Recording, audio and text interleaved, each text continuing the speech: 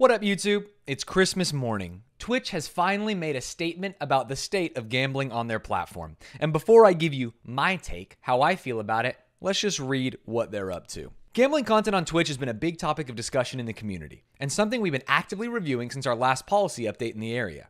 I think the last policy update, was to make the slot section, take away the casino section, and just allow things to run rampant. I'm going to stop adding color. Let me just read this. So we'll be making a policy update on October 18th, about a month from now, to prohibit streaming of gambling sites that include slots, roulette, or dice games that aren't licensed either in the US or other jurisdictions that provide sufficient consumer protection.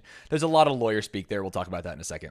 These sites will include, but it is nice that they were specific about it, stake.com, rollbit.com, duelbits.com, and roobet.com, some of the bigger sites that are sponsoring streamers right now. We will continue to allow websites that focus on sports betting, fantasy sports, and poker.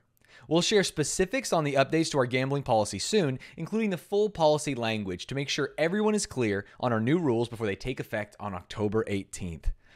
Ladies and gentlemen, we did it! The Stanz policy is passed. That is what I said was such an easy solution. All we had to do was ban the pure games of chance, slots, dice, roulette. And before you guys come in here and say, look, well, actually, if you watch a roulette table, you can figure it out. Shut up. Just shut up. And we're keeping perceived games of skill. A lot of this is really similar to the argument that poker, or Texas Hold'em specifically, had when it was coming up in the early 2000s. This is a game of skill. This isn't gambling. How can you put this on ESPN? My kids are watching this. And look at where poker is today. Let's see what the people are saying in the comments. I think my assumption will be that most people are relatively happy about this. Eric Pointcrow, my good friend, Twitch Redemption Arc 2022, who had this on their bingo card. Can I still play crane games at Dave & Buster's? Please respond. Oh, my friend Ludwig. Holy, greatest policy update in 2022. Oh, no. CryptoSonar.eth has something to say about that. I 100% disagree with this decision by Twitch. This reeks of hypocrisy by some streamers advocating for gambling removal from the platform. What's next? Wait, what's the hypocrisy? I thought he was going to tell me. What's next? Fantasy games? NFL games? College football? Every sport that allows betting against it? Sad day. Haas, Lud, Miz, unfollow. Ooh, I feel like this guy, he's not been keeping up with the Miz stuff if this is what's going on. Hey, this is bigger fish to fry, my friend.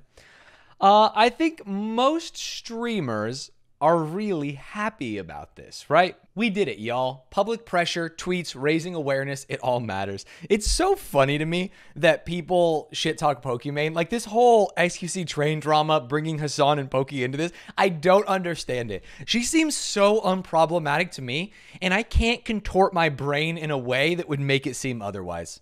But maybe I'm the stupid one. What did Hassan have to say? Yo, Aiden Ross, I got you. Application for employment. Maybe a little bit, sassy, but I like it when people are coming at you. I feel like I am more of a gracious in victory kind of person, even though I'm recording this human victory speech right now. And maybe I could be a little bit more of a fighter, you know? Pa, pa, pa, pa, pa. Now, you might be asking, well, what's the other side of the argument? It seems really easy for me to sit here and say, just ban this off the platform. It's bad for the youth. It's bad for people's mental health. It's bad to get people into gambling. The other side has an argument based around personal responsibility. You've seen this a lot from Trainwreck. You've seen this a lot from XQC. In fact, here's XQC retweeting Trainwreck talking about personal responsibility right now. To be clear, the people scapegoating slots, blackjack, and roulette, the games of no skill, the games of chance, although blackjack has a little bit. You know what? Don't put blackjack in there, buddy. And not blaming the individual are the real problem. On top of that, Slicker was a sports betting addict, the one type of gambling that is normalized and that I don't hear a single one of you clout goblin fucks talking about. I like the transition into capitals. I feel like that really got me hyped on that same one. So let's talk about this a little bit.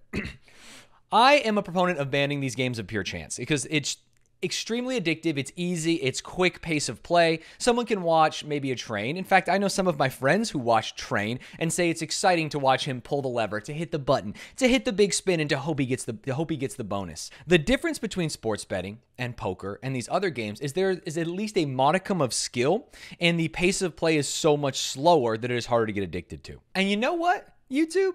After reading this, I'm down. If this is what it takes, let's ban sports betting. Let's ban all gambling on Twitch. Let's do what CryptoSonar.eth was so scared about and take all of these betting on fantasy games, college football, NFL games off of the platform. If that's what it takes to be fair, to make this more of a meritocracy for these gambling streamers, I am down. I don't like the fact that Train can go out here and say that, hey, it's unfair for you to ban this game and not this game. Let's just get rid of it all. I think it's nice that Twitch has done something to ban the worst offenders. The sites that are promoting slots and roulette and these other games most heavily. The sites that are sponsoring the most streamers. The sites that are producing the most promo codes. The sites that are theoretically bringing the most people into the gambling pipeline. So shout out to Twitch for doing something. I'm excited to see more of the public discourse around this, and who knows, maybe I'll change my mind. Oh, it looks like there's another post. You think they're talking about gambling? In our latest blog post, we tackle a topic that's been at the forefront of the community for some time: the rev split. We also provide a related update around monetization for a subset of partners. Oh no. Wait, this came out 8 hours ago. This came out at 3 a.m. my time. After banning gambling?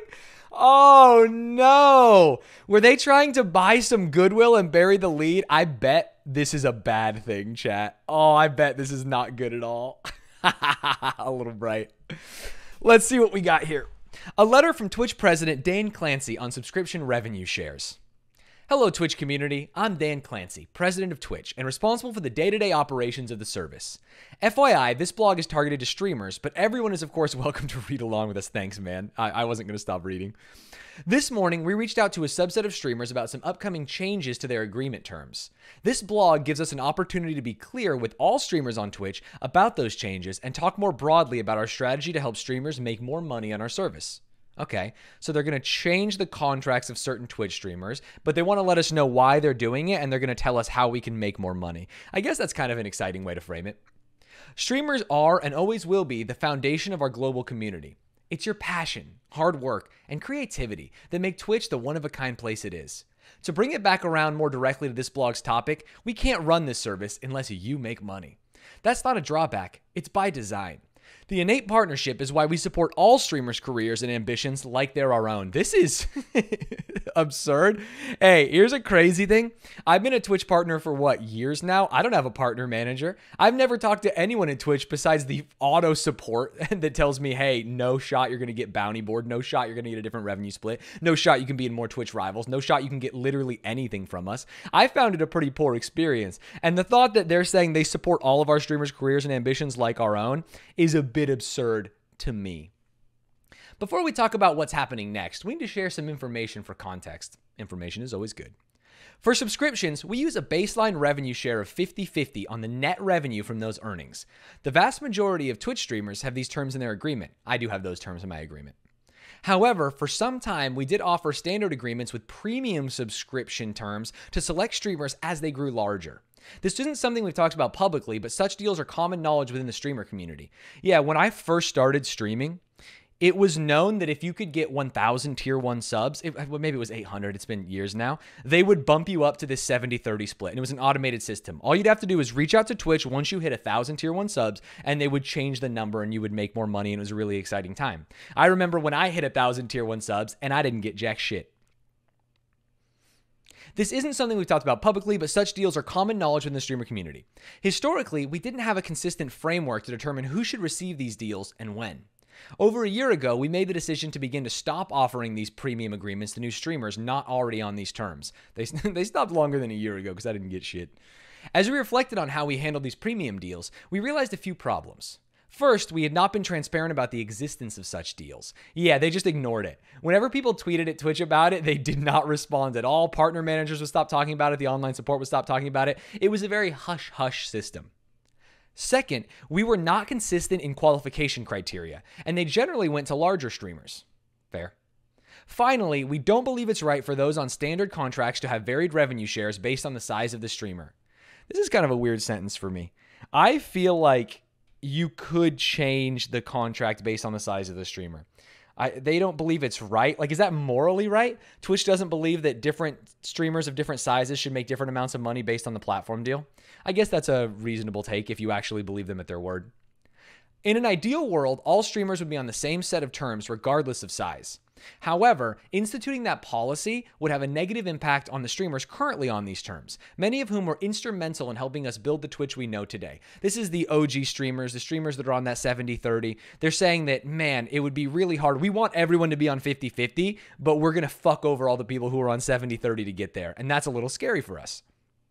These streamers have come to depend on the additional revenue split to maintain their standard of living, and some of them are. I think it's easy to think that all the people on 70-30 are the massive jumbo streamers, but some of the people on 70-30 are smaller streamers that are just in more niche communities. They were the biggest streamer in RuneScape or some other game, Rocket League, and so they get a different split. And if you take it down to 50-50, it is actually a more meaningful piece of their pie than if like an Atrioc or Ludwig got sent down to 50-50.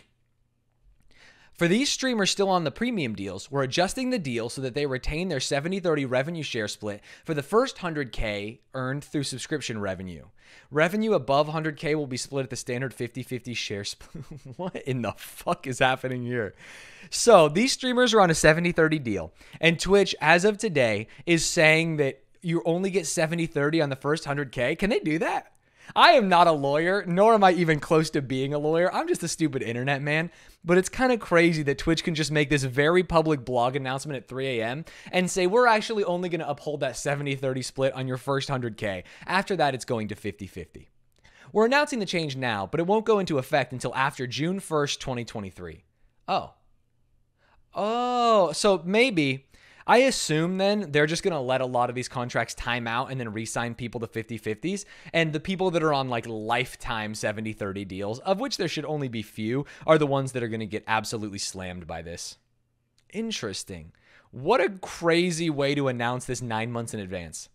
After that point, streamers will only be affected once their existing contract is up for renewal. Okay, that's exactly what I thought it was going to be. All streamers with these terms have already received this information and more via email, and we'll be sure to give them exact updates and timelines as we get closer to June 1st, 2023.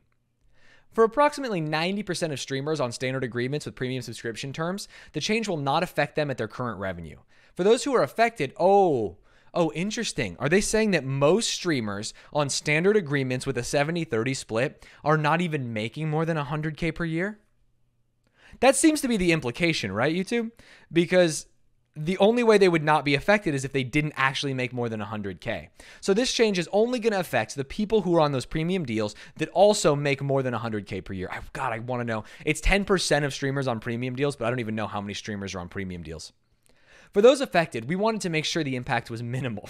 It's just taking money out of their pocket. Not just by giving them ample time before the deal goes into effect, but also by offering an alternative way to earn revenue.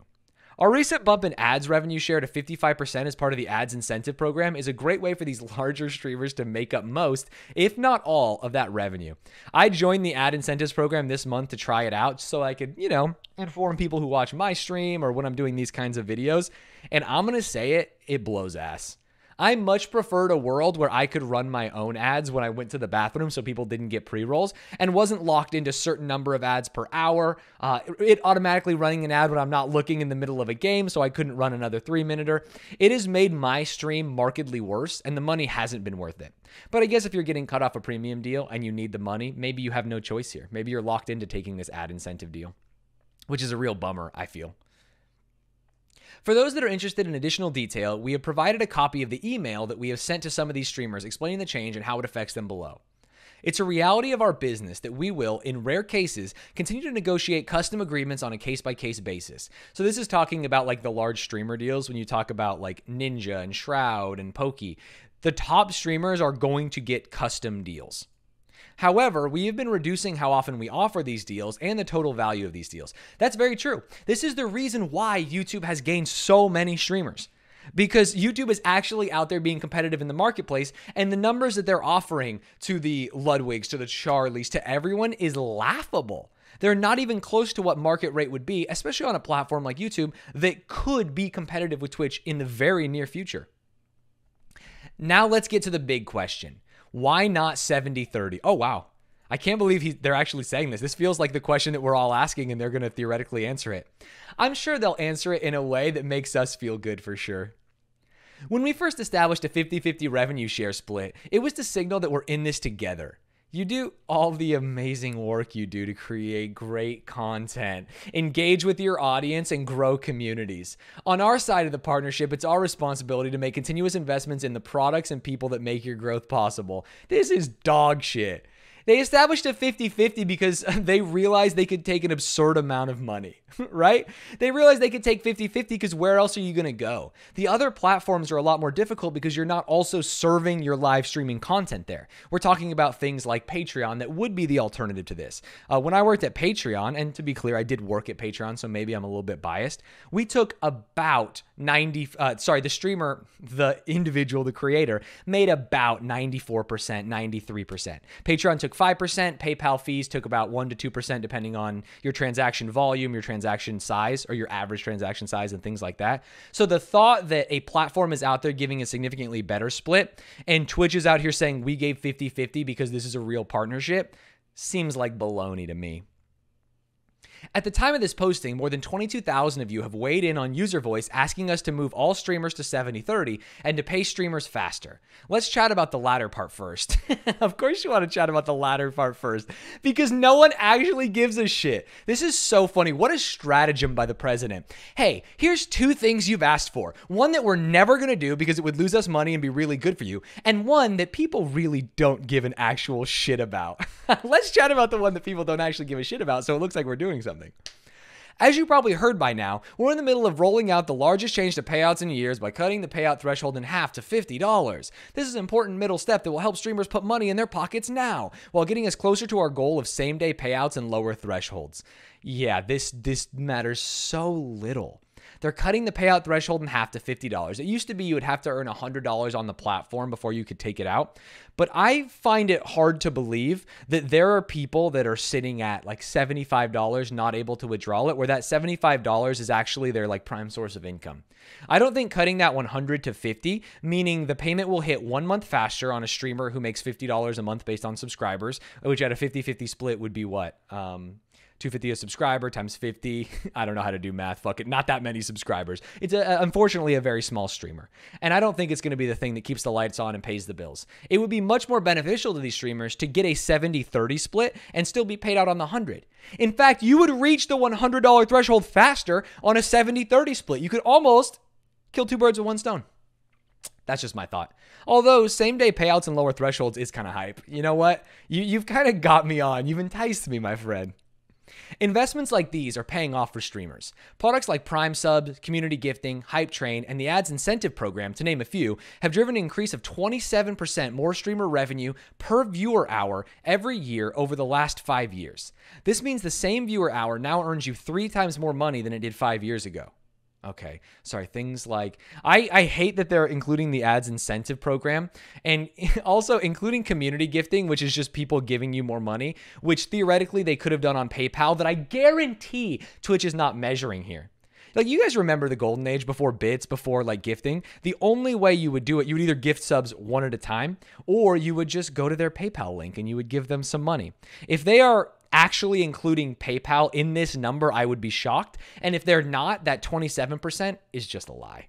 It's just a lie. They're saying that you're making 27% more streamer revenue per viewer hour on the platform, which to me is a little bit disingenuous. Because they're taking this community gifting number from other platforms like PayPal. They're taking the ads incentives program and making it something that gives your viewers more ads and something you don't want to do. Removes control of your stream for you, things like that. Our investment into your monetization options have already and continue to put more money into streamers' pockets than 20% more subs revenue and shares would have. I think that if we looked into their numbers of how they compare this, the only one that is actually true is Prime Subs. I would rather keep Prime Subs than get a higher revenue split because Prime Subs are just free money. Honestly, this guy should have just said, we give you Prime Subs, baby bird, and just continue to feed us our little worms, you know, while we sit in the nest chirping up there. These other ones are actually negligible in terms of how much we make and if we would rather have it over the 70-30 split. Prime Subs often get lost in the conversation when it comes to revenue share. For Prime subs, we pay streamers the same amount they'd receive for a regular subscription, even though it's included as an added benefit of their Prime subscription. Combined with other monetization products, Prime subs increase your effective revenue share by approximately 15% to about 65% total. The number varies by streamer size and location, but subscription revenue share is not the full picture on revenue share for streamers. Okay, interesting. So they're saying that even though you only make 50-50, the fact that some of those subs are free with Amazon Prime means that you're really getting about 65% total. Not counting for the fact that for someone to get a Prime sub, they have to purchase something, and that something is owned by Amazon. What are you talking about, you fucking psychopath? Hey, we're giving you a free sub as long as these people buy our other product over here. Bullshit. You're not just giving us free things. You own it. You are Amazon. You're taking money from one pocket and putting it into the other pocket, and it's absurd for you to consider that charity to us streamers. Come on, man. Lastly, we have to talk about the cost of our service. Delivering high definition, low latency, always available live video to nearly every corner of the world is expensive. Using the published rates from Amazon Web Services Interactive Video Service, IVS, which is essentially Twitch video, live video costs for a 100 CCU streamer who streams 200 hours a month are more than $1,000 per month. We don't typically talk about this because, frankly, you shouldn't have to think about that. We'd rather you focus on doing what you do best. But to fully answer the question of why not 70-30, ignoring the high cost of delivering the Twitch service would have meant giving you an incomplete answer. This is crazy. Does YouTube not offer 70-30 on all memberships? Does YouTube not have the same problems delivering high-quality video content to all these viewers? Does YouTube not also offer higher quality options like streaming at 4K? What are you talking about? This is just saying the business is expensive while ignoring the fact that other people in the same business are already doing the better thing. Don't make me feel bad for the cost of your business when you're fucking Amazon. Oh my God, I'm actually getting heated through the course of reading this. I'm so angry. What's next? When someone asks me why Twitch is the best place to make money as a streamer, my answer, this guy's never heard of Chatterbait, fucking idiot. My answer starts first and foremost with community. Community on Twitch is real and tangible. Really? That's crazy because we have to make our communities on Twitch off platform. Almost every Twitch streamer has a Discord where people can meet up. Twitch community only exists while the streamer is live, which is such a small sliver of a streamer's lifetime. Community on Twitch is real and tangible. From chat memes to subscriber emotes to TwitchCon meetups, and yes, to how streamers earn money. That's partially because of our work to equip you with the right tools, but it's primarily because streamers like you are putting yourselves out there, embracing what you're most passionate about, and building communities. The tools they built are just so they can make more money. The only tool that was really interesting, there's two tools they made that were interesting on that list, right? One is gifted subs, of which they get half. That's just free money for them. And two is the ad program that I already said sucks and just shows more ads to your viewers. They're not building tools that make life better. They're doing the 17th front page redesign. I just can't imagine. This feels like a company with no one at the helm. Like, what are they actually building that is interesting, that is not just a grab for them to make more money? We believe we have the most compelling offering for streamers, and there's still more we can do. The best Twitch is the one we built together. And your feet, really? Because you said that we all voted for something on your stupid ass user voice platform and you're not doing it. And your feedback helps us evolve in the right direction. As always, if you have any feedback, the best place to share is Twitch user voice. Thank you for your time, Dan Clancy. Dan, thanks for sending this over at 3 a.m. Jeez. Email to streamers who might be impacted. Hey, we're going to take your money from you. This is bad. This is bad. This is not a good thing. They're just making it worse, and they're framing it. They're shitting in our hand and telling us it's dinner. You know what I mean? They're telling us we should be lucky to be on a platform with such a strong community. But the only thing that's valuable in the community is the Twitch Prime subs. They're not actually doing anything for discoverability. They're not actually doing anything to help us earn money on the platform. They added multiple tiers of subscription services, but they don't even allow us to give our people anything but emotes. They could have built in Patreon-like features. They could have built in Discord-like features. They could have built in actual features that help you build community on this platform, and they didn't. They built features that help them make money. Some of those features also help us make money, such as community gifted subs, but they also are taking a significant portion of that in 50% of a community gifted subscription. Bonkers. And then to complain about the cost of delivery when other platforms are also doing it. For shame, Amazon. For shame.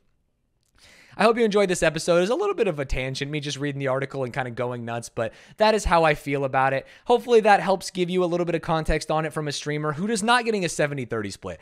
I'm a 50-50 Andy, and this changes nothing for me. I just think their logic was faulty, and they were really trying to gaslight us into this being a community and a good thing. You're not my family, Twitch. I don't care about you. You're just my job. Peace.